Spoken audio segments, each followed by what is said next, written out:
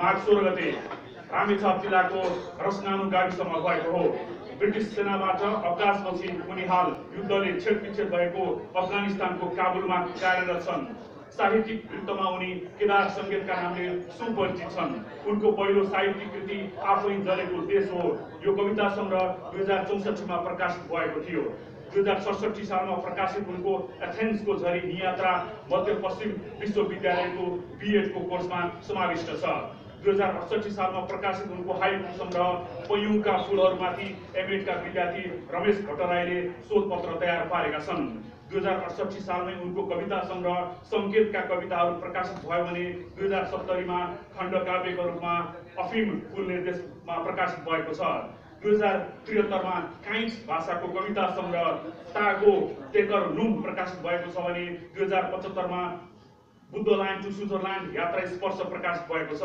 नेपाली साहित्यमा योगदान गरे बापत केदार सङ्केत विभिन्न पुरस्कारहरूबाट पुरस्कृत भइसकेका छन्। एथेन्सको झरीका लागि उनले अनिशास ठाकुर प्रसाद रेग्मी पुरस्कार, यात्रा स्पर्श जयमली साहित्य डायस्पोरा पुरस्कार प्राप्त गरेका छन्। त्यस्तै अफिम फुल निर्देशमा खण्ड काव्यका लागि सुप्रभा पुरस्कार पाएका उनी त्रिमूर्ति पदकबाट पनि विभूषित छन्। केदार सङ्केतको यो संक्षिप्त परिचय थियो। रामेछापमा जन्मिएर नेपाली साहित्यको श्रीवृद्धिमा योगदान दिएका महापुरुषहरू धेरै हुनुहुन्छ। हामी नाम सम्झन सक्छौँ आजको यो विशेष क्षणमा। कृष्णलाल अधिकारी, सामभक्त सुवेदी, भरतराज मन्थलिया, हृदयराज शर्मा, नगेन्द्र राज शर्मा र आदरणीय रोचक घिमिरे, जसको यहाँ भौतिक उपस्थिति प्रमुख अतिथिको रूपमा भइसकेको छ। र यही सूचीमा आजबाट भनौँ केदार सङ्केतको नाम पनि जबरजस्त रूपमा स्थापित भएको छ। रामेछापको माटोले उत्पादन गरेको एउटा सशक्त साहित्यकार। म पुनः अतिथिसहित प्रमुख अतिथिगणलाई संयुक्त रूपमा कृतिको विमोचन गरिदिनु न हार्दिक अनुरोध गर्न चाहन्छु। विमोचनमा सहयोग गरिदिनु न हार्दिक अनुरोध गर्न चाहन्छु। र यो केदार सङ्केतजीको महत्त्वपूर्ण कृति सम्भवतः नेपाली साहित्यको विधामा अरू विधामा धेरै लेखिएको छ, तर युद्ध साहित्यमा कमै लेखिएको छ। यो युद्ध साहित्यमा मानक कृति हुनेछ भन्ने हामीले विश्वास लिएका छौँ। केदार सङ्केतको अफगानी रणमैदान आफ्नो शुभकामना मन्तव्यसहित कृतिमाथि समीक्षा गरिदिनु हुनका लागि नेपाली समालोचना क्षेत्रका सशक्त हस्ताक्षर मूर्धन्य प्रतिभा प्राध्यापक डाक्टर कुमार कोइराला सरलाई हार्दिक अनुरोध गर्न चाहन्छु।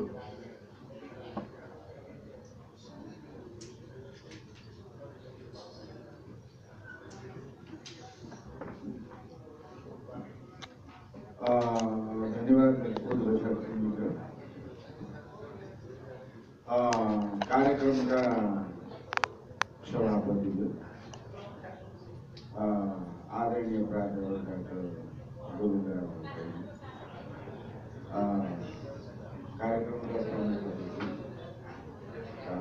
नेपाली साहित्यका प्रसिद्ध सम्पादक, लेखक र हाम्रा अभिभावक, साहित्यका अभिभावक रोचक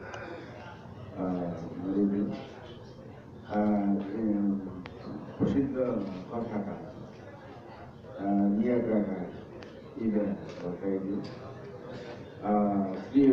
हाम्रा गोर्खापत्र संस्थानमा धेरै वर्ष रहेर त्यहाँको मधुवर्ग जस्तो र गोर्खापत्रको सम्पादक रहेर नेपाली भाषा साहित्यमा यो सेवा गर्नुभएको र यात्रा र निबन्ध लेखनमा निकै ठुलो नाम कमाउनु शिव श्रेष्ठले र चाहिँ नेपाली साहित्यमा र खास गरिकन समालोचनामा, कविता लेखनमा, समालोचनामा अनि अर्को अन्तर्वार्ता लिएर अरू धेरै कुरा गरेर प्रखर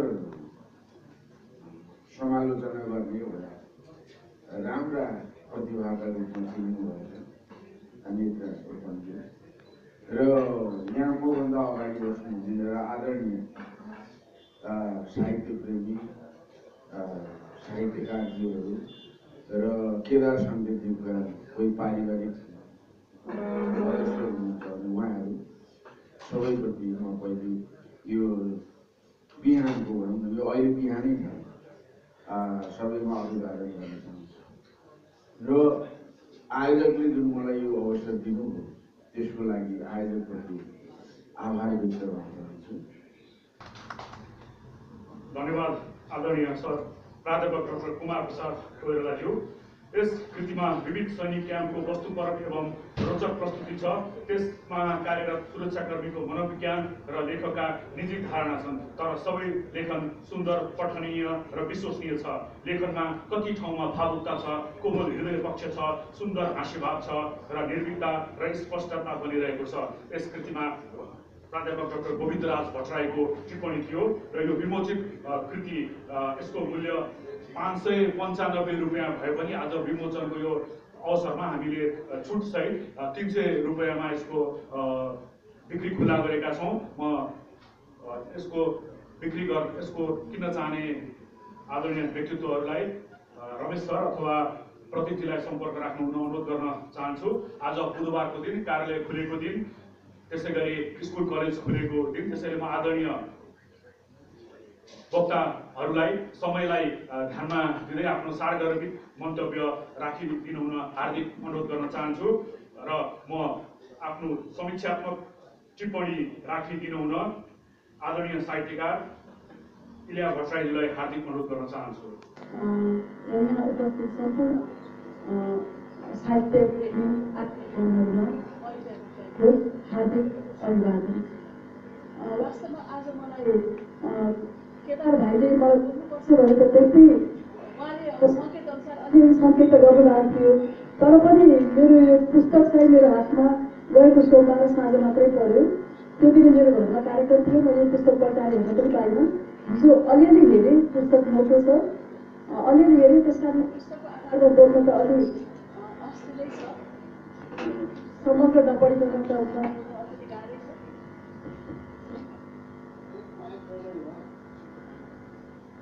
वास्तवमा केदार भाइलाई मैले केदार सङ्केतज्यूलाई मैले केही वर्ष अगाडि 6-7 वर्ष अगाडि होला हाम्रो आदरणीय भट्टराई सरले चाहिँ एकजना भाइको किताब छ, त्यो एउटा कार्यक्रम हुँदैछ, तपाईँ बोलिदिनुहोस् है भनेर मलाई किताब दिनुभएको थियो 21 गते। त्यो किताब पढ्दाखेरि मलाई असाध्यै त्यो किताब मन पर्यो। एक किनभने नियात्रा विधा थियो, नियात्रा मेरो अत्यन्त मनपर्ने विधा हो र त्यसमाथि केदार सङ्केतज्यूको यहाँ अघि सरले उल्लेख गरे जस्तै भाषा मलाई असाध्यै मन पर्यो। एकदमै अर्ग्यानिक भाषा, कहिले प्रदूषित नभएको, आफ्नो गाउँघरमा बोलिने जस्तो अत्यन्त मिठो पनि र एकदमै त्यो कोमल खालको पनि र मनलाई छुने भाषा। त्यो भाषाले पनि मलाई असाध्यै तान्यो र त्यो तानेर त्यो किताब त्यो एथेन्सको झरीले साँच्चीकै पुरै ढिटिक्कै भिजाएको थियो। मलाई अहिले पनि त्यो ती लेखहरू सम्झना आइरहेछन् र त्यसै गरी केदार सङ्केतज्यूको पछिल्लो पनि कृति यात्रा कृति आएको थियो, मैले पढ्ने इच्छा त गरेको थिएँ, उहाँले पुरै दिन्छु पनि भन्नुभएको थियो, तर मैले अहिलेसम्म पढ्नु पाएको छैन र उहाँ कवि हुनुहुँदो रहेछ, मलाई त्योभन्दा अहिलेसम्म थाहा थिएन। पछि उहाँका कविताहरू पनि पढेँ र यही बिचमा एकचोटि यही मैले फेसबुकमै पढेँ होला, कुनै अनलाइन पत्रिकामा यो यहाँ पनि शीर्षक छ पेरोनी सम्बन्धी, बारिस्ताको एउटा पेरोनी भन्ने छ र त्यो पढेपछि त्यो पढेँ, मलाई उहाँको लेखन मनपर्ने, मलाई त्यो आनन्दित भएर पढेँ। अनि त्यो पेरोनी भन्ने उहाँले यति बयान गर्नुभएको छ, त्यो बियरको ग्लास रहेछ, अब म त बियर कहिले पनि नपिउने मान्छे र पनि त्यो मेरो मनमा एकदम भित्र बसिरहेको थियो। त्यो बियरको ग्लासलाई समातेको पनि उहाँले एकदम त्यसको बयान अब यहाँ पढ्नु होला, मैले अहिले के बयान गरौँ, त्यसरी बयान गर्नुभएको छ। अनि एकचोटि टर्कीमा हामी खाना जाँदाखेरि ठ्याक्कै त्यो पेरोनी ल्यायो, भरत मैले केदारजीलाई सम्झेँ, त्यो मैले फोटो खिचेँ। त्यो त्यस्तो उहाँको लेखनले त्यति प्रभाव पार्यो, त्यो पेरोनी मैले बिर्सिनँ। पहिले आफ्नो कथाले हुँदाखेरि मलाई त्यो पेरोनी याद भइरहेको र अहिले यो त्यसपछि उहाँको मैले केही महिना अगाडि एउटा कथा पढेँ, युद्ध सम्बन्धी कथा थियो। त्यो कथा यति सशक्त थियो, त्यो पढेपछि धेरैसम्म मेरो मस्तिष्क एकदम उठुने हल्लियो, मस्तिष्क एकदमै तरङ्गित भयो। त्यो युद्धमा त आखिर हार्ने भनेको सधैँ स्त्री पात्र नै हो, स्वास्थ्य मान्छे नै हो। आमाले आफ्नो छोरा गुमाउँछ, पत्नीले आफ्नो पति गुमाउँछ, अथवा नगुमाए पनि त्यो उनीहरूले जत्तिकै पीडा भोगिरहेको हुन्छ युद्ध भएको पुत्र र पत्नीको। त्यसै छोरीले बाउ भन्छे, बहिनीले दाइ भन्छे र त्यसमा शारीरिक रूपमा मानसिक रूपमा यी सबै दुःख त्रासदहरू भोग्ने पनि स्वास्थ्य मान्छे हुन्छन् र शारीरिक रूपमा पनि स्वास्थ्य मान्छेहरूले निकै त्रासद हुन्छन्। किनभने तिनै युद्धहरूमा नारी पात्रहरूमाथि बलात्कार गरिन्छ, उनीहरूमाथि उनीहरूको अङ्गभङ्ग गरिन्छ, उनीहरूमाथि निकै नै शोषण गरिन्छ, यौन शोषण गरिन्छ र उनीहरूको आत्मालाई मार्ने निचोरी काम हुन्छ। त्यही सम्बन्धी एउटा कथा थियो, त्यो साह्रै नै तरङ्गित भएको थियो, मेरो मन यति गाह्रो भएको थियो मलाई। अनि मैले लेख्नु पर्यो, उसले यस्तो लेखेको, मलाई त साह्रै गाह्रो लाग्यो पढ्न पनि भनेर लेखेको थिएँ। अनि मलाई त्यो कथा पढिसकेपछि यो आख्यान, यो उपन्यास पनि त्यस्तै होला जस्तो लागिरहेको थियो। तर मलाई चाहिँ अब हुनु त अहिले त वर्षले हेरिसक्नुभयो, यसमा उपन्यासको त्यो जुन हाम्रो मानक एउटा हामीले बनाएका छौँ, उपन्यास कस्तो हुनुपर्दछ भन्ने उपन्यासको सिद्धान्त अनुरूपको त यो छैन। मलाई पनि यो हेर्दाखेरि यो संस्मरण जस्तो लाग्यो। उहाँ युद्ध मैदानमा हुनुहुन्छ, अफगानिस्तानको युद्ध मैदानमा हुनुहुन्छ र त्यहाँ उहाँ युद्ध मैदानमा जानुभन्दा अघिदेखि उहाँ रिटायर भइसकेको मान्छेलाई कसरी एउटा प्रपोजल आयो, कसरी उहाँले एक्सेप्ट गर्नुभयो, कसरी युद्ध मैदानमा जानुभयो, त्यहाँ के भयो, कसो भयो, त्यहाँ उहाँले भेटेका पात्रहरूको विषयमा, नेपाली पात्रहरू थुप्रै छन्, ती पात्रहरूका विषयमा, तिनका कमी कमजोरीका विषयमा, राम्रो पक्षहरूको विषयमा, आफूले गरेका कामहरूको विषयमा, आफूले भोग्नु परेका घटनाहरूको विषयमा, राम्रो पक्ष, सुखद पक्ष, दुःखद पक्ष, यी सबै पक्षलाई उहाँले केलाएर लेख्नु भएको छ। तर त्यहाँ त्यस्तो एउटा बनाएको आख्यान चाहिँ मैले भेटिनँ। मलाई संस्मरणै लाग्यो यो। र भाषा राम्रो छ, उहाँको भाषा निकै राम्रो छ। त्यो भाषा यसो पनि त्यो अर्ग्यानिक भाषा नै छ, पढ्दाखेरि आनन्द लाग्ने। उहाँले जसरी आफ्नो घर गाउँ गरेको भाषा जसरी बोल्नुहुन्छ त्यस्तै बोली छ। त्यो एकदम प्राञ्जल भाषा छैन र पनि भाषाले एकदम प्राञ्जल छ, मोहक लागेको छ मलाई भाषा र त्यो भाषामा लेख्नु भएको छ। अनि यो एउटा युद्ध साहित्य, युद्धको लागि एकदम एउटा महत्त्वपूर्ण युद्ध साहित्यको पुस्तक हो। यो पक्कै हो नेपाली साहित्यमा मैले हुनु त पढेको छैन युद्ध साहित्य त्यति। यो साहित्य पढ्दाखेरि अफगानिस्तानमा, अब अफगानिस्तानको बारे त हामीले धेरै अघिदेखि थाहा पाएकै हो, रसियनहरूले आक्रमण गरेदेखि नै थाहा पाएको, घरमा अब राजनीतिक कुराहरू भइरहेको थियो, यसो उसो भनेर थाहा पाइरहेका थियौँ। र त्यसपछि अफगानिस्तानको एकजना प्रमुख संसारमै उहाँले नाम कमाउनु भएको खालिद हुसैनी, उहाँका 3टा सशक्त उपन्यासहरू आएका छन्। तिनले पनि अफगानिस्तान कस्तो थियो, कस्तो भयो, युद्धमा कस्तो भयो भनेर अफगानिस्तानको युद्धको बेलाको निकै नै सशक्त परिचय दिन्छन् र त्यसरी त्यो परिचय त पाइरहेको थिएँ। यो चाहिँ अब त्यो युद्धमै भएर एउटा सिपाही नै भएर युद्धरतै भएर कस्तो अनुभव हुन्छ, यो मेरो लागि नौलो हो र मलाई त्यो भन्दाखेरि यो पुस्तक एकदमै रोचक लाग्यो। मैले पढेँ, कति ध्यानले पढेँ, उहाँले पनि मलाई भन्नुभएको थियो धेरै अब पुरा डिटेलमा नपढ्नुहोस्, अलिअलि जति भ्याइन्छ त्यति पढ्नुहोस् भन्नुभएको थियो। मैले सुरुदेखि नै पढ्दै गएँ, जति पढेको छु त्यति नै मैले पुरै पढेँ र म एकदम त्यो रोचक मानेर पढेँ। मलाई त्यसले तानी नै राख्यो। मलाई अझै अब के होला कसो होला, उहाँले के गर्नु होला भन्ने अझै उत्सुकता यसमा प्रशस्तै लागेको छ र अब यो म गएर पक्कै पनि पुरै पढ्छु। अनि यसै अब यो सबैलाई तान्छै होला, मलाई जसरी तान्यो अरूहरूलाई पनि त्यसरी तान्छ नै होला। यो एउटा राम्रो युद्ध साहित्य हो। त्यहाँ कसरी मान्छेले कस्तो के भोग्नु पर्दो रहेछ भनेर मान्छेले कति अब मान्छेको मन त संवेदनशील हो। यहाँ केदारजीका पनि जुन चाहिँ छोरीहरू हुँदाखेरि उहाँ एकदम संवेदनशील भएर अब के गर्ने होला, युद्धमा त्यो ठाउँमा त जान लाग्छ, दोस्रो ठाउँमा छोरीहरू रहेका छन्, तर अब काम नगऱ्यो भने त मान्छेले पाइन्न, त्यो छोरीहरूलाई पनि राम्रोसँग पढाउनु पाइन्न भनेर उहाँ अलि विवश हुनुहुन्छ जानलाई र त्यो सबै संवेदनाहरू कति मिठो ढङ्गले बोक्नु भएको छ। त्यस कारण संवेदनशील मन त सबैको हुन्छ, तर त्यहाँ गएर त्यही मन पनि कति निष्ठुर हुनुपर्दछ। मान्छे केही मरिरहेको छ, त्यो लास व्यवस्था गरेर दिनुपर्दछ। यी सबै कुराहरूको चाहिँ वास्तविक जानकारी आफू त्यही बसेर त्यही भोगेको जस्तो यो पढाउने म त्यही क्याम्पमा थिएँ, केदारजी नै भएर पनि म आफू अनुभव गरिरहेको थिएँ। त्यति सशक्त छ र अरू भनेको जस्तो मैले अलि उपन्यास जस्तो मलाई चाहिँ अलि लागेन। यो राम्रो सस्पेन्स साहित्य हो। अनि अब मेरो केदारजीलाई अलिक अनुरोध के छ भने उहाँ अझै पनि अफगानिस्तानमै हुनुहुँदैछ। मलाई थाहा थिएन, म त अहिले भर्खरै यहाँ आएर थाहा पाएँ केदारजी हुनुहुन्न भनेर।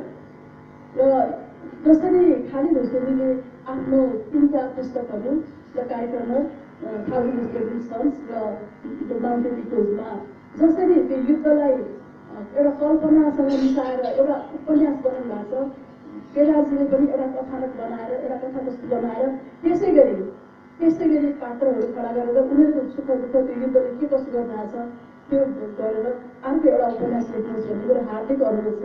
किनभने त्यस्तो अनुरोध त जो कोहीले पाउन गाह्रै पर्छ र सिपाही सबै त्यहाँ गएर युद्धरत हुन सकिन्न र युद्धरत भएका सबैको साहित्यिक मन हुन सक्दैन।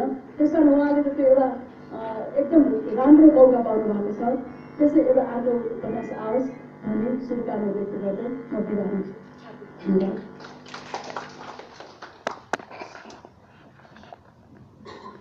धन्यवाद आदरणीय इला भट्टराई जो आफ्नो सारगर्भित मन्तव्यका लागि। निश्चय नै यो कृति पढ्दा हामी काठमाडौँमा बसेर कृति पढ्छौँ भने हाम्रो मनमस्तिष्क काबुलमा पुगेको हुन्छ र एउटा स्रष्टाका लागि त्यो सफलता नै त्यही हो। यस अर्थमा केदार सङ्केतजी अर्थात् केदार सुनवारजी साधुवादका पात्र हुनुभएको छ। नेपाली समाज आज साहित्यिक समाज गौरवान्वित भएको छ, सँगै सुनवार समाज पनि गौरवान्वित भएको छ र यही विश्वमा सुनवार सेवा समाजको तर्फबाट आफ्नो भनाइ राखिदिनु हुन म सुनवार सेवा समाजका सचिव उत्तम कार्तिक सुनवारज्यूलाई हार्दिक अनुरोध गर्न चाहन्छु।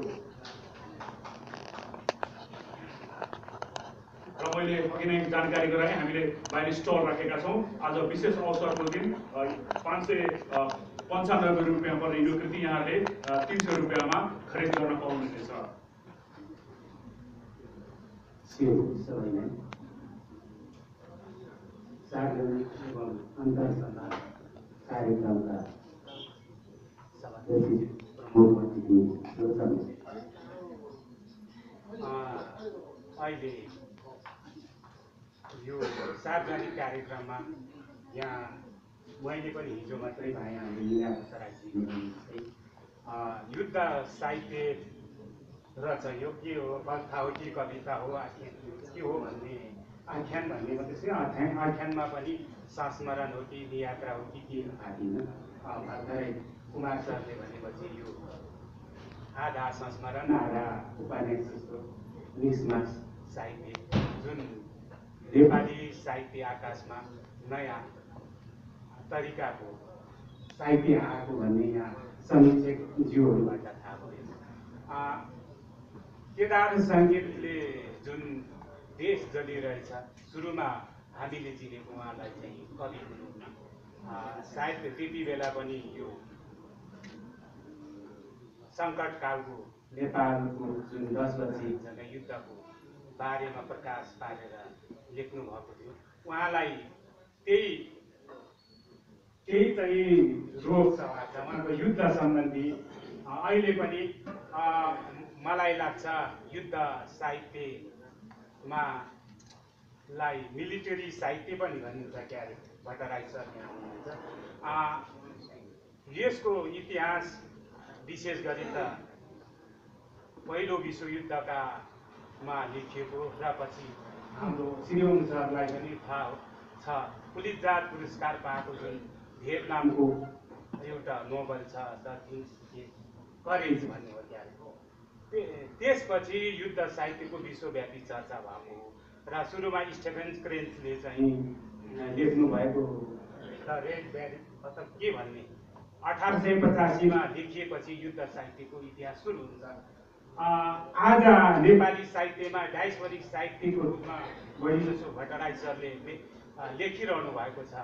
त्यसमा गणेश राई साहित्य हुनुहुन्छ, नरेश कामङहरू उहाँले लेखिरहेको र नेपाली प्रकाशकहरूले चाहिँ त्यस्तो किताबहरू नछापेको अवस्था पनि थियो जस्तो लाग्छ मलाई। आज अफगानी रना मैदान जुन साङ्ग्रिला बुसले छाप्यो, नेपाली पाठकहरूले अवश्य पनि यसबाट साहित्यिक अनुरागी पाठक जो हुन्छ उहाँले रसस्वादन गर्न सक्नुहुन्छ। र यो खुसीको पनि कुरा हो हामी सुनवारहरूमा विशेष गरी मनबहादुर मुखिया यहाँहरू सबैलाई थाहा छ। मनबहादुर मुखियापछि अतीत मुखिया, विपिन रूपासा जुन बढी जसो, अनि त्यसपछि अहिले पछिल्लो पुस्तामा खस भाषामा लेख्ने सुनवार भाषामा लेख्ने साहित्यकारहरू त हुनुहुन्छ अलिकति। खस भाषामा लेख्ने साहित्यकारहरूमा पछिल्लो समयमा अलिक बढी देखिनु भएको केदार सङ्केतज्यू हुनुहुन्छ।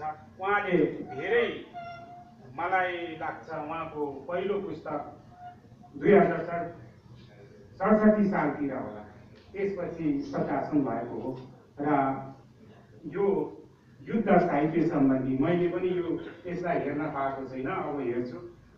यो हामी नेपाली साहित्यमा रुचि राख्ने आम नेपालीहरूको लागि नेपाली प्रकाशकहरूले नै यसरी ल्याइदिँदा, विशेष गरी व्यावसायिक प्रकाशकहरूले चाहिँ यतातिर ध्यान नदिएको अवस्थामा यसले अवश्य पनि धेरै युद्ध साहित्यमा कलम चलाउने साहित्यकारहरूलाई मिलिट्रीहरूको सैनिकहरूको युद्धमा जाँदाखेरिको अवस्था, उनीहरूको त्यो साहस, किन युद्धमा होमिन्छन्, मर्छु भन्दा भन्दै थाहा हुँदा किन युद्धमा जानुपर्ने र त्यसमा पनि मर्नुमा पनि किन गर्व गर्छन् भन्ने कुरा सायद यसमा पाइन्छ होला, मैले हेरेको छैन। अब हेर्छु उहाँ नेपाली साहित्यमा यसरी आउनु भएकोमा यो युद्ध साहित्य सम्बन्धी एकाडेमिक रूपमा मलाई लाग्छ प्रज्ञा प्रतिष्ठानले त्यति चासो दिएको छैन।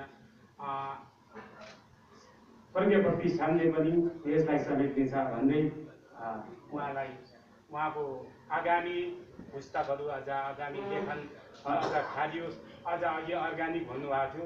मलाई त लाग्छ रामेछापको त्यही माथि उहाँको गाउँकै बोलीहरू आयो भने अझ समावेशी हुन्थ्यो होला। अब यो कसको चाहिँ यसको लेखन प्रविधि हेरेपछि थाहा हुन्छ। उहाँलाई चाहिँ पनि म सुनवार समुदाय मात्र होइन, हामी नेपाली साहित्य अनुरागीहरू, साहित्यमा पाठकहरूको तर्फबाट पनि शुभकामना दिन चाहन्छु। धन्यवाद। धन्यवाद। कृपया मञ्चमा आसन ग्रहण गरिदिनु होला सर। उत्तम सर, मञ्चमा आसन ग्रहण गरी हामीलाई शोभा बढाइदिनु होला कृपया। निश्चय नै युद्ध साहित्यमा एउटा गहकिलो इट्टा थपिएको छ केदार सङ्केतको यो कृतिबाट। रोचक घिमिरे आफ्नो संक्षिप्त भूमिकामा अगाडि लेख्नुहुन्छ। युद्धग्रस्त तत्कालीन अफगानिस्तानी क्षेत्रमा कार्यरत कवि हृदयको एक नेपाली सर्जकले के कसरी देख्यो र भोग्यो भन्ने कुराको यथार्थ प्रस्तुति र ती घटनाको वास्तविक अभिलेखका रूपमा मुखर भएर आएको छ यो कृति। विश्वका ठुल्ठुला त्यसमा पनि सुरक्षा चुनौती थप जटिल मानिने यस्ता अन्तर्राष्ट्रिय प्रोजेक्टहरूमा सम्बद्ध हुँदा विभिन्न देशका अपरिचित मानिसहरूसँगको सङ्गत व्यवहार र सहकार्यमा कस्ता घटनासँग कुस्ती खेल्नुपर्छ भन्ने कुराको दिग्दर्शन पनि यस पुस्तकको उल्लेख्य पक्ष हो। र यसै पुस्तकको विमोचन समारोहको साक्षी हुन पाएकोमा हामी सबै आज गौरवान्वित भएका छौँ। र म पुनः आफ्नो समीक्षात्मक टिप्पणीका लागि वरिष्ठ पत्रकार साहित्यकार श्री ओम श्रेष्ठ रोदनज्यूलाई हार्दिक अनुरोध गर्न चाहन्छु।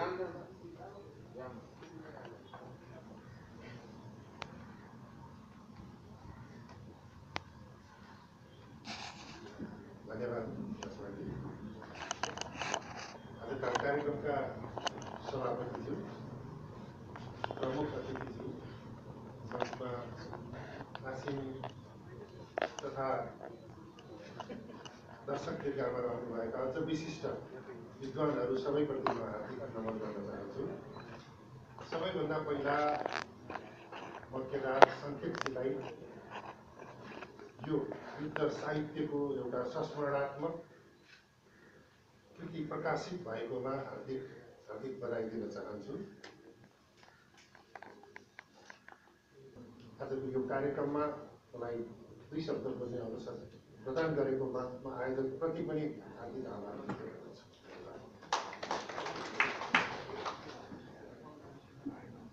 धन्यवाद आदरणीय श्री ओम श्रेष्ठ रोदनज्यू। अफगानी रणमैदान भन्ने बित्तिकै हाम्रो दिमागमा कस्ता शब्द आउँछन् त, बङ्कर, AK-47 मिसाइल। तर यो कृतिमा त्यति मात्र छैन, यहाँ यौवनका कुराहरू छन्, व्यङ्ग्यका कुराहरू छन्, मायाका कुराहरू छन्। यसै परिप्रेक्ष्यमा एउटा यहाँ शीर्षक रहेको छ मधुशालामा मदहोस। यस प्रसङ्गमा व्यङ्ग्यात्मक शैलीमा केदार सङ्केतजी अगाडि लेख्नुहुन्छ। छुट्टीमा नेपाल आउँदा यस्तै हुन्छ जहिले पनि, खान र सुत्नको मात्र बेटुल्नु होइन कि खासमा कुनै पनि कुराको टुल्नु हुँदैन। मैले त बिहानैदेखि भात खान भ्याएको थिइनँ, अरूको पार्सल पुर्याउँदै ठिक हो। फेरि आजकल नेपालमा पार्सल लिनेको चलन फेरिएको रहेछ। घर छेउसम्म ल्याइ माग्ने अनि धन्यवाद भनेर आफू चाहिँ घर छिर्ने।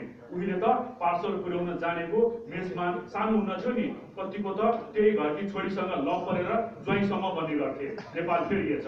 एक सुटकेस सामान बाँडिसक्दा पनि पेट खाली थियो आफ्नो चाहिँ। यस किसिमका व्यङ्ग्य पनि छन्। त्यसैले यो एउटा युद्धका क्षणहरू मात्र छैनन्, यस्ता रमाइला प्रसङ्गहरू व्यङ्ग्यका छनक दिने वाक्यांशहरूले पनि यस कृतिलाई अझ ओजिलो बनाएको छ। अब म आफ्नो समीक्षात्मक टिप्पणी राखिदिनु हुनुको लागि साहित्यकार श्री नेत्र एचमज्यूलाई अनुरोध गर्न चाहन्छु।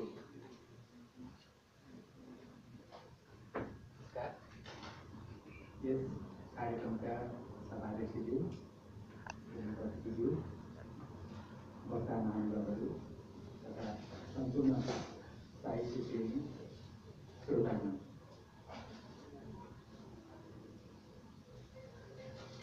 केदार सङ्केतजीको अफगानी रणमैदान सार्वजनिक भएको यस अवसरमा म सबैभन्दा पहिले केदारजीलाई धेरै धेरै बधाई दिन्छु र कृतिको सफलताका निम्ति शुभकामना पनि दिन्छु। म उहाँको सफलताको कामना गर्दै अझै अरू लेखनमा अझै त्यसले कलात्मकता प्राप्त गरोस् भन्ने आकाङ्क्षा राख्दै आफ्नो भनाइ टुङ्ग्याउँछु। नमस्ते। धन्यवाद आदरणीय नेत्र एचमज्यू आफ्नो सठिक टिप्पणीका लागि। मैले अघि पनि जानकारी गराएँ, आजका स्रष्टा लेखक केदार सङ्केत जो अहिले काबुलमा हुनुहुन्छ। हामी काठमाडौँमा बसेर उहाँको कृति विमोचन गरिरहेका छौँ, तर प्रविधिले हामीलाई जोडेको छ। यसै विश्वमा उहाँ आफ्नो ड्युटीमा जान आतुर रहँदै पनि हाम्रो कार्यक्रम हेरेर उहाँले एउटा भिडियो सन्देश पठाउनु भएको छ। त्यो अडियो सन्देश छ, त्यसलाई यहाँ प्रस्तुत गरिदिनु हुन म सन्तोष सोनीज्यूलाई हार्दिक अनुरोध गर्न चाहन्छु। अब हामी काबुलबाट आजका मुख्य नायक स्रष्टा केदार सङ्केतज्यूको सन्देश सुन्न गइरहेका छौँ। कृपया।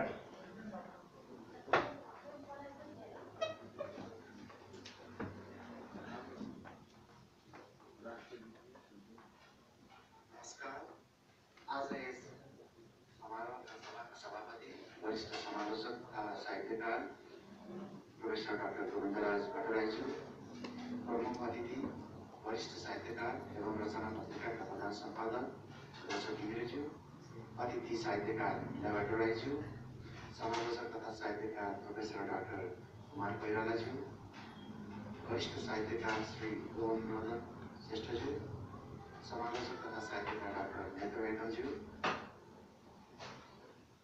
कवि मुदुमका तथा समाज सेवाका केन्द्रीय सचिव उत्तम भक्ति सिंहजी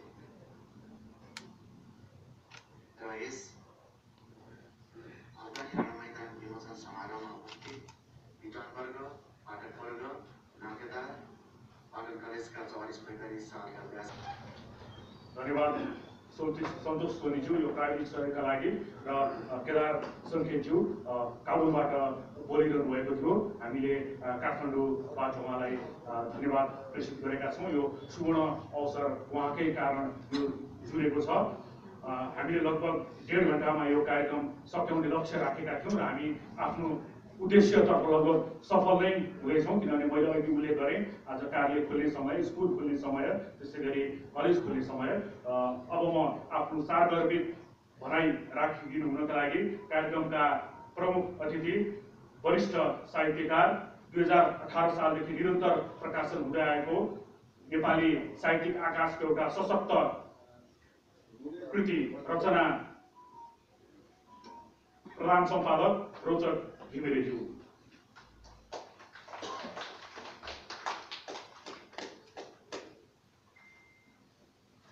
आजको यस कृतिको लोकार्पण समारोहका प्रमुख अतिथिज्यू,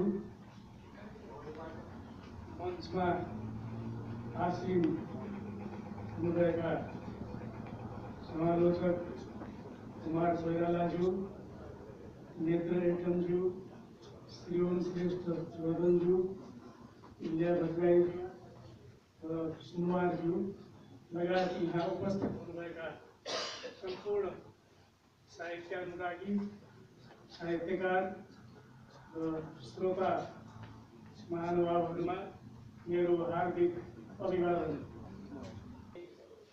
यो रामेछापको बारेमा अघि उद्घोषकले पनि केही बोलेको मैले सुने। अब म अलिकति यो रामेछापको बारेमा पनि केही भनौँ कि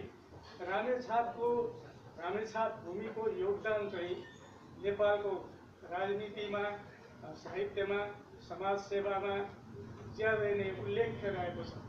जस्तो उदाहरणको लागि पृथ्वीनारायण शाहले यो एकीकरणको अभियानको बेलामा अङ्ग्रेजसँगको युद्धको समयमा रामेछाप हुँदै पृथ्वीनारायणका सेनाहरू युद्ध लड्न गएका थिए। यताबाट जनकपुरतिरबाट अङ्ग्रेजको फौज आएको थियो। त्यहाँ 2-3 पल्ट चाहिँ आक्रमण प्रत्याक्रमण भयो र पृथ्वीनारायणका सेनाहरू असफल हुँदै फर्किए र उनीहरूलाई रसद पानीको अभाव भयो। र त्यो बेलामा मन्थलीकै रामेछापको मन्थलीका उदयानन्द घिमिरे भन्ने एकजना व्यक्ति थिए र उनले ती पृथ्वीनारायणका सेनालाई रसद पानी दिएर सहयोग गरे। र अर्को के पनि भने यो चाहिँ किंवदन्ती हो। अब सत्य तथ्य त हामीलाई थाहा छैन, परम्परागत रूपमा सुनिँदै आएको किंवदन्ती। र उनले के गरेछन् उदयानन्दले भने, ल तिमीहरू एक पाथी चाहिँ कालो तिल लिएर आऊ र एउटा सेतो खाडीको चाहिँ कपडा लिएर आऊ भनेछन् पृथ्वीनारायणका सेनालाई। र उनीहरूले एक पाथी कालो तिल लिएर आए र खाडीको कपडा लिएर आए एक थान। र उनले भनेछन् कि पृथ्वीनारायणका कमान्डरहरू सेनाहरूलाई, ल तिमीहरू बाहिर बस, म चाहिँ यहाँ चाहिँ भित्र बसेर तन्त्र साधना गर्छु भनेछन्। र भित्र उनी पूजा कोठामा गए र के गरेर आए। पछि त्यो पोको पारेर त्यो खाडीको उसमा तिलको पोको ल्याएर बाहिर दिए तिनीहरूलाई। र के भनेछन् भने, ल तिमीहरू यो लिएर जाऊ। त्यहाँ अङ्ग्रेजका फौजहरू युद्ध गर्दै तलबाट आउँछन्। त्यो माथि आउन थालेपछि तिमी चाहिँ यो पोको चाहिँ फुकाइदिनु भनेछन्। र सिपाहीहरूले त्यही गरे, माथि गए, अङ्ग्रेजका फौज लड्दै आए र त्यो कपडा फुकाइदिएपछि त्यो एक तिलबाट एक-एकवटा अरिङ्गाल र बच्चु बारुला यस्ता चाहिँ आए भन्ने भनाइ छ।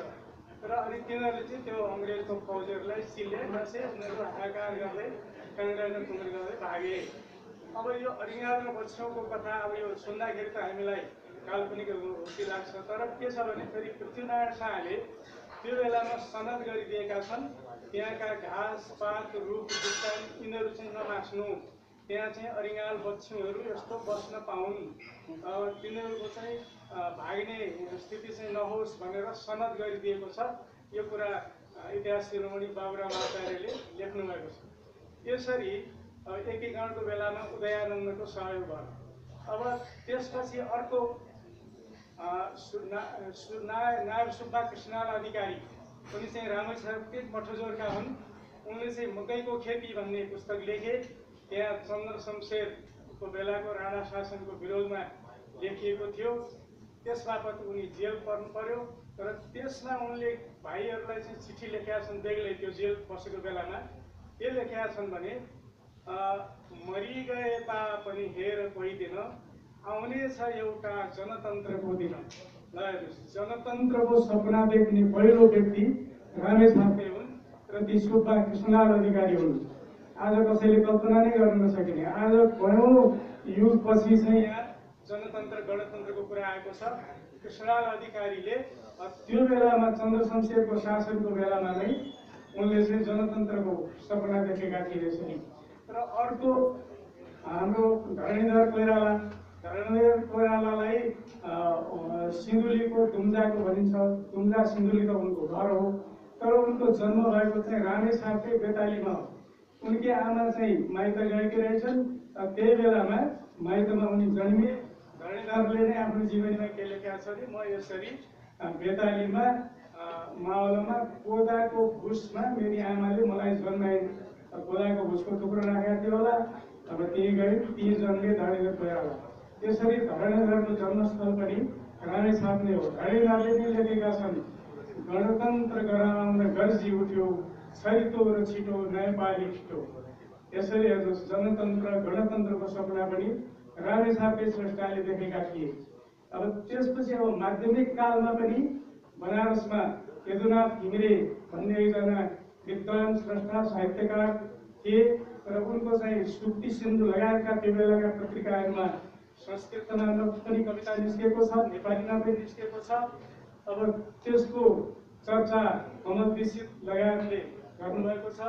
मलाई चाहिँ बालकृष्ण पोखरेलले भन्नुभएको, हेर्नुहोस् तपाईँहरू त त्यो खलकको त्यो वंशको मान्छे हो। यदुनाथ घिमिरेको चाहिँ चर्चा बनारसको विद्वत समाजमा एकदम चल्ने गरेको थियो र यदुनाथ घिमिरेको चाहिँ त्यस्तो महत्त्व रहेछ भनेर बालकृष्ण पोखरेलले मलाई भन्नुभएको थियो। यसरी यदुनाथ पनि तिनका हुन् र यता आएर त अघि उद्घोषक भाइले नै भनेका छन्, तर एउटा नाउँ चाहिँ उनले भन्न छुटाए, जगदीश घिमिरे। जगदीश घिमिरे पनि रामेछापकै स्रष्टा हुन्। जगदीशको साहित्यमा पनि समाजसेवामा पनि ठुलो योगदान रहेको छ। त्यसपछि अब यता आएर त साहित्य राजनीतिमा मात्रै होइन, अहिले यो नेपाललाई अन्धकारबाट मुक्त गर्ने कुलमान घिसिङ लोड सेडिङको अन्त्य जसले गरे, कुलमान घिसिङ चाहिँ रामेछापकै हुन्। अब त्यसबाहेक अनसनवीर हाम्रा डाक्टर गोविन्द केसी, जसले यो शैक्षिक क्षेत्रको, यो स्वास्थ्य क्षेत्रको विकृति विरुद्धमा जुन अभियान नै चलाएका छन्, बारम्बार अनसन गरिरहेका छन्, ती डाक्टर गोविन्द केसी पनि रामेछापकै हुन्। यसरी त्यो त अब मैले नगेन्द्रराज शर्मा भइहाल्नुभयो। अब त्यो हिसाबले भन्यो भने हृदयराज शर्मा हुनुहुन्थ्यो। हृदयराज शर्मा पनि नगेन्द्र राजकै काका हो र नगेन्द्र जगदीशहरू फेरि मेरो काका हुन्। अब हृदयराज शर्माले त महाकवि देवकोटाबारे पहिलो गहन लेख प्रगति पत्रिकामा 11 सालतिर कहिले लेखेको छ, त्यो एकदम पठनीय लेख छ। र यसरी देवकोटालाई प्रकाशमा ल्याउन हृदयराज शर्माको पनि ठुलो योगदान रहेको छ। यसरी यो रामेछापको परम्परामा विद्वान निस्केका छन्, साहित्यकार निस्केका छन्, राजनीतिज्ञहरू निस्केका छन्। यसरी रामेछाप कर्मभूमि भएकोमा मलाई गर्व छ र त्यही कर्मभूमिका स्रष्टा यी केदार सङ्केत हुन्। फेरि तपाईँहरू भन्नुहोला रामेछापको यो गुणगान मात्रै भयो, त्यो मात्रै होइन।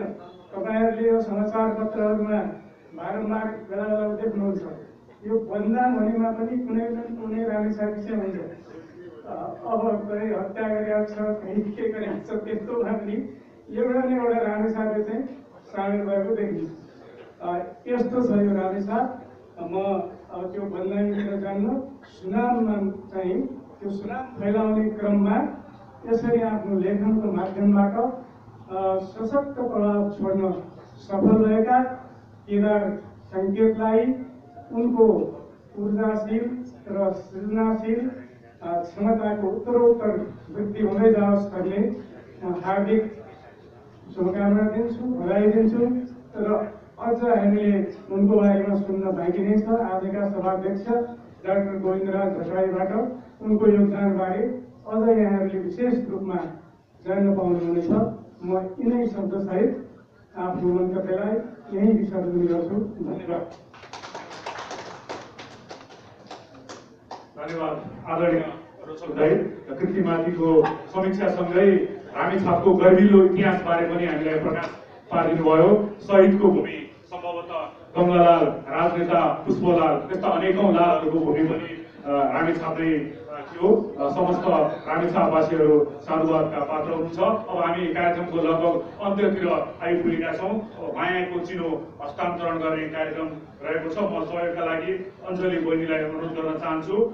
प्रमुख अतिथि आदरणीय रोचक घिमिरेज्यूबाट सभापति सहित अतिथिगणलाई मायाको चिनो प्रदान गर्ने कार्यक्रम रहेको छ।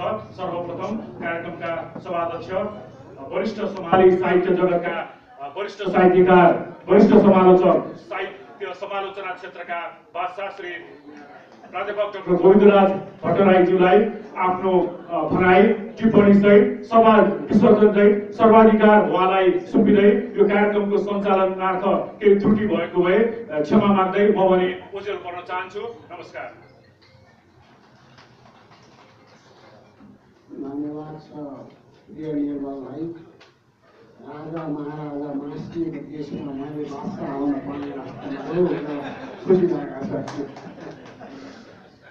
आदरणीय अग्रज नाजु रोचक हिन्दूजी, उपस्थित सम्पूर्ण दिग्गजन, प्रिय भाइ निर्मलज्यू, उहाँको राम्रो लेख्दै हुन्छ, मलाई मनपर्छ। हिजो आज अघि पनि मन पर्थ्यो।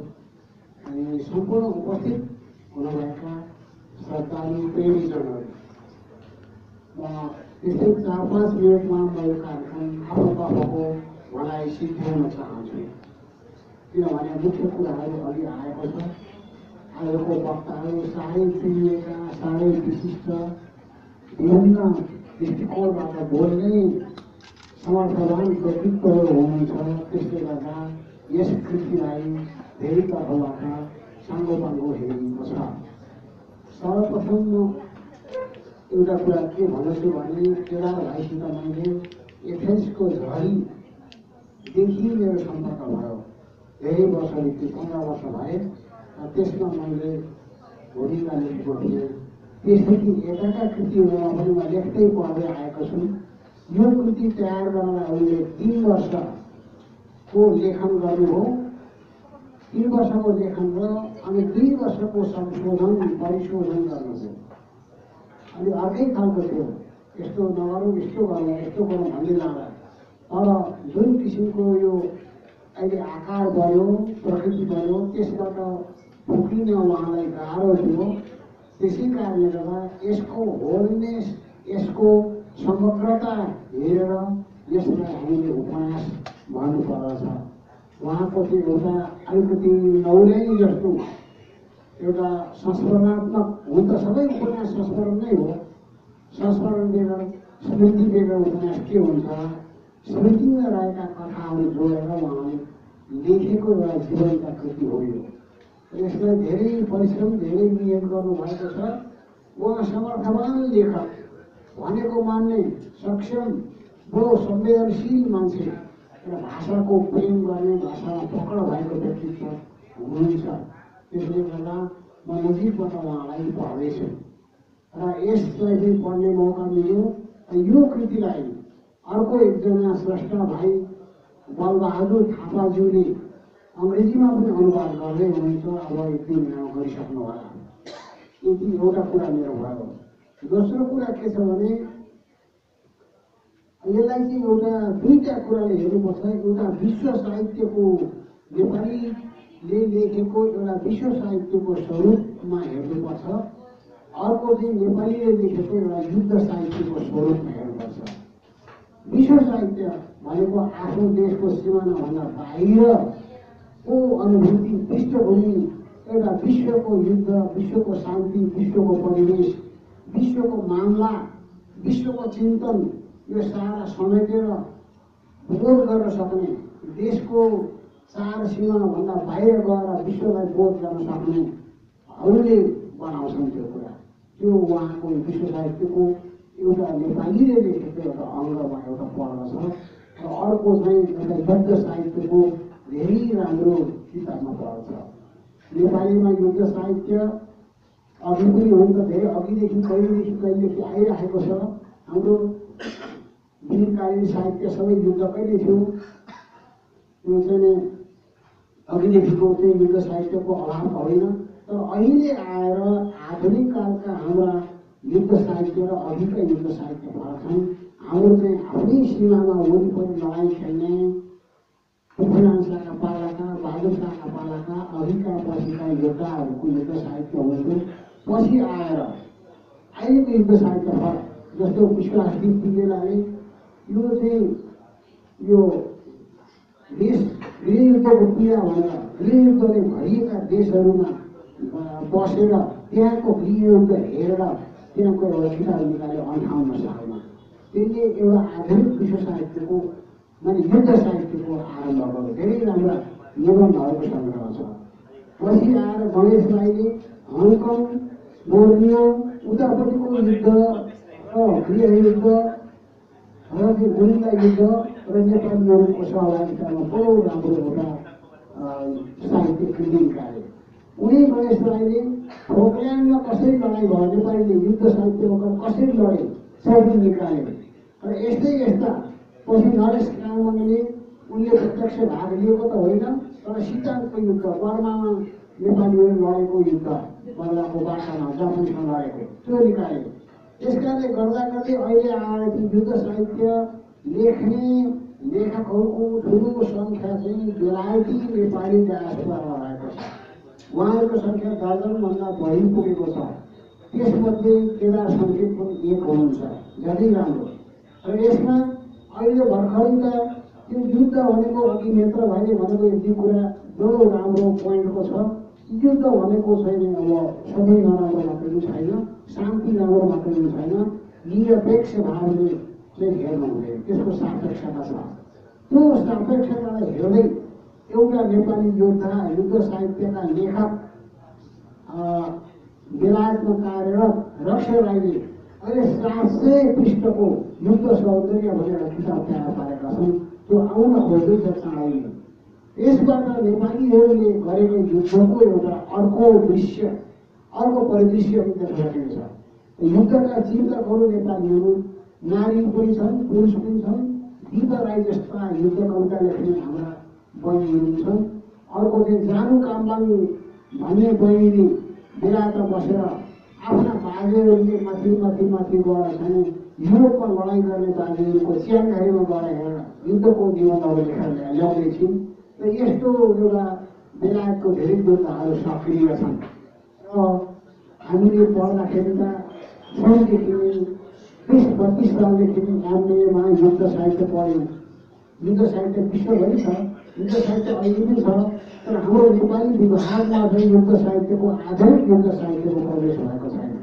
त्यस कारणले गर्दा मेरो आग्रह के छ भने यस्ता कृतिहरू समावेश गरेर युद्ध मैदानमा जानेहरूको सम्मानमा, हाम्रो शक्तिशाली लेखकको सम्मानमा अबको नेपालीको बिए एमएमा पनि, एमफिल पिएचडीमा पनि युद्ध साहित्यले एउटा स्पेस पाउनेछ भन्ने मेरो अनुरोध र प्रार्थना पनि छ। नभए हाम्रो साहित्य सङ्कुचित हुन्छ, कुण्ठित हुन्छ। देशभित्र मात्रै लेखेको होइन, यो बाहिर गएर अर्कै भूमिमा लागेको हो। र अघि 2015 सालको सन् 2015 सालको एउटा पुरस्कार चाहिँ अलेक्सिएभिच नाम गरेकी एकजना यो छुट्टिएको टुक्रिएको रसियाकी नारीलाई दिइयो। त्यसमा उनले जिन्की बोइज भन्ने एउटा उपन्यास लेखिन्। एउटा चाहिँ चेर्नोबिलको बारेमा, रुसको चेर्नोबिलमा कति मान्छे मरे त्यो रासायनिक पड्केर, त्यसको बारेमा दुईवटा उपन्यास लेखिन्। दुईवटा उपन्यासलाई मिलाएर उनलाई नोबेल पुरस्कार दियो। र पहिलो जिन्की बोइज भनेको, जिन्क भनेको जस्ता, जस्ताको पाताको बाकस बनाएर त्यसमा बेरेर मरेको मान्छेलाई त्यहाँ हालेर रुस लाने। त्यो उपन्यासको नाम जिन्की बोइज, 2015 सालको नोबेल पुरस्कार पाउने विश्वको एउटा डरलाग्दो किताब। र त्यसमा 20 लाख रुसी मरे, 20 लाख रुसी युवा 18देखि 20 वर्षसम्मका युवाहरू मरे र अफगानीहरू त्यति नै मरे। र यो दुनियाँले चाहिँ एउटा आक्रमण गर्ने त्यस्तै कमजोर देशलाई ठुलाले हेप्ने दलले त्यसले यो चाहिँ अस्तित्वको लडाइँमा जाने भूमि बिचरा अफगानिस्तान परेको छ। र अफगानिस्तान पनि त्यति नै मऱ्यो। त्यस कारण त्यो उपन्यास पढ्दाखेरि डर लाग्छ। जिन्की बोइज पढ्दा मैले यसमा पनि व्याकरण राख्नुला भनेको थियो, त्यो छुटेर भयो। र अफगानिस्तानमाथि लेखेर नोबेल पुरस्कारसम्म आएको छ यिनै युद्ध, यिनै आतङ्कको बारेमा लेखेर। अघि बहिनीले ल्याउनु हो त्यहाँको चाहिँ ठुल्ठुला युद्ध साहित्य लिएर लेखेका 3वटा उपन्यासको गर्नुभयो। र त्यस्तै गरी यो नेपालीको अङ्ग्रेजी अनुवाद भएर हेर्ने हो भने विश्व साहित्य देख्नेछ। 2014 सालको नोबेल पुरस्कार पनि प्याट्रिक मोर्टियरले दियो। त्यो पनि अघि हिटलरको युद्धमा कसरी मान्छे ध्वस्त भयो भन्ने कुरा। त्यस कारणले युद्ध एउटा साहित्यको सामग्री, एउटा स्रोत पनि रहेछ। विश्व साहित्यले त्यसको उपयोग गरेको छ। ठुल्ठुला शक्तिशाली लेखकले त्यसको उपयोग गरेका रहेछन्। हाम्रा केदार भाइ पनि एकजना शक्तिशाली लेखक हुनुहुन्छ, संवेदनशील मान्छे। अघि भन्नुले पक्का भयो भने एउटा निर्भीक मान्छे, एउटा निष्पक्ष मान्छे, त्यसले गर्दा उहाँको मन 24 घण्टा लेखनमा छ, चेतनमा छ, नेपाली साहित्यमा छ। युद्ध भूमिमा बसेको छ रातदिन, कति बेला मरिन्छ थाहा छैन, तर चाहिँ चिन्तन छ साहित्यको। र यस्ता मान्छेको हामी आदर गर्छौँ, सम्मान गर्छौँ र धेरै प्रशंसाका उहाँलाई चाहिँ पुष्पहरू चढाउँछौँ। र आज म धेरै बोल्दिनँ, यो पठनीय कृति छ, भाषा राम्रो छ, यसको बारेमा धेरै तर्फबाट अघि भइसकेको छ। नेपाली साहित्यका नयाँ चेतना, नयाँ शक्ति, नयाँ बाटो लिएर आउनु भएको छ। अरू पनि युद्ध साहित्य आइरहेका छन्। हाम्रो विकास प्रेमी बेलायत, उनले पनि एउटा ल्याउँदैछन्। बेलायतका अरू पनि साहित्यकारहरू युद्ध साहित्य तयार पार्दैछन्, जो अघिदेखि प्रथम विश्वयुद्धदेखि युद्ध साहित्यमा संलग्न थिए तर लेख्न पाइँदैन थियो।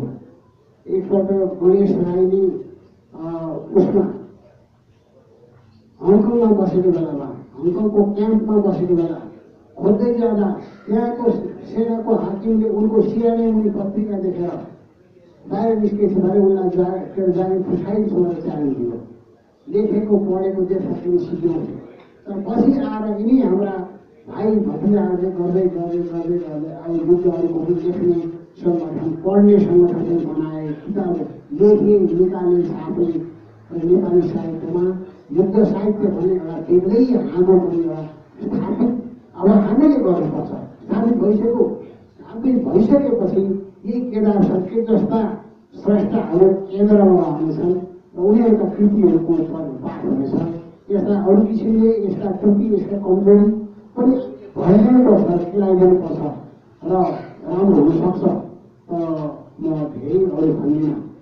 यस्ता केदार भाइले उहाँ बसेर पनि आज अलिकति नसकिने हो कि भनेको थियो। हिजो मात्रै हाम्रो चाहिँ यो एन्टी कोरोनाको भ्याक्सिन मैले लगाएँ, अनि लगाउने अघिल्लो दिन दाजुलाई हाम्रो रोजक दाइले भन्नुभयो पर्सि भेट हुन्छ, पर्सि जाने होइन भन्नुभयो। जाने हो तर भोलि सुई लाउने लडिन्छ कि उनीहरूलाई आफूले सुई लिन्छ कि भन्ने मैले अनि भनेपछि भन्नुभयो केही हुँदैन, मैले पनि लगाएर आएँ, म झन् डर भइरहेछु भन्नुभयो। दाइले झन् डर भइरहेछ भन्ने गर्दा मैले बुझाएँ, नमात्रै अस्तिभन्दा आज डर भइरहेको राम्रो छ। यसमा यति यो सङ्गतमा 1 वर्ष पछाडि पोहोर साल 2076 सालको माघ 26 गतेका दिन हामी नेपालगञ्जमा धनगढीमा भएको ठुलो 5 दिने सम्मेलनको अन्तिम गरेर हामी आएका थियौँ। त्यहाँदेखि यता हामीमा एउटा सामूहिक भेटघाटमा, साहित्यिक भेटघाटमा नआएका मान्छे अब आज सबै भेला भयौँ।